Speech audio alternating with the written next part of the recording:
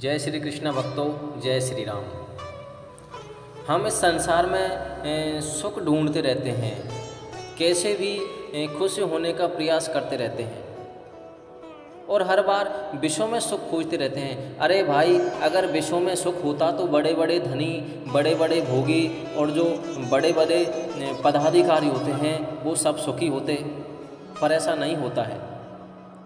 और विचार पूर्वक देखने पर पता चलता है कि वे सब दुखी ही हैं। जब तक हमारे मन में पदार्थों की लोलुपता है, दास्ता है, तब तक सुख कहाँ।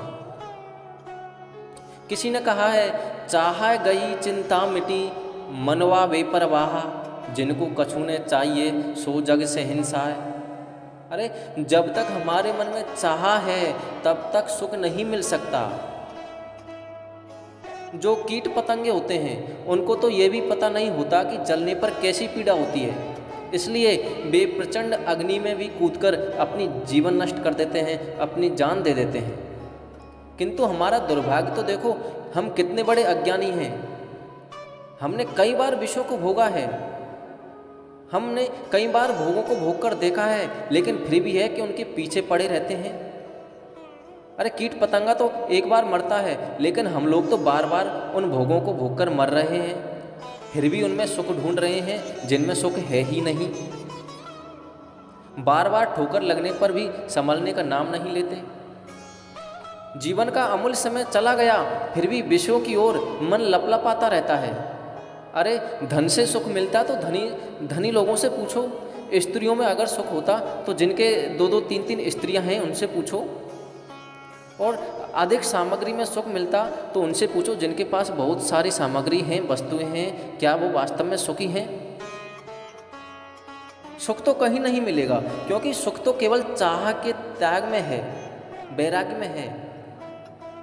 लेकिन क्या विषयों के प्रति वैराग्य इतना आसान है? क्योंकि आजकल हम देखते हैं कि वैराग्य की बड़ी बड़ी बातें तो बहुत से लोग कर लेते हैं, लेकिन जैसे ही समय आएगा पदार्थों के भोगों को भोगने का, तो उनकी भी जीभ लपलपाने लगती है। एक पक्षी होता है गिद्ध, वो उड़ता तो बहुत ऊंचाई पर है, तो क्या हुआ, उसकी दृष्टि रहती तो नीचे पड़े मांस पर ही है। इसी तरह हम बातें तो बड़े बड़े वैरागी की करेंगे, लेकिन विषयों में इतने फंसे हैं कि उनको छोड़ने का मन ही नहीं करता। यही तो राग है जो चाह कर भी नहीं छूटता। विषयों में फंसा हुआ जीव एक गंदगी में पड़े हुए कीड़े की तरह होता है। गंदगी को कीड़ो मूड मानत आनंदगी, और माया को मजूर बंदो कहा जाने बंदगी।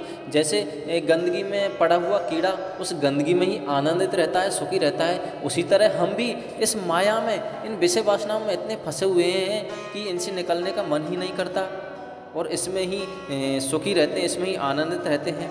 अरे भाई, भगवान ने तो उस जगत को दुखालय और एहसासवत बताया है जिसमें हमारे बाप दादाओं को भी सुख नहीं मिला, तो फिर हमें कैसे मिलेगा?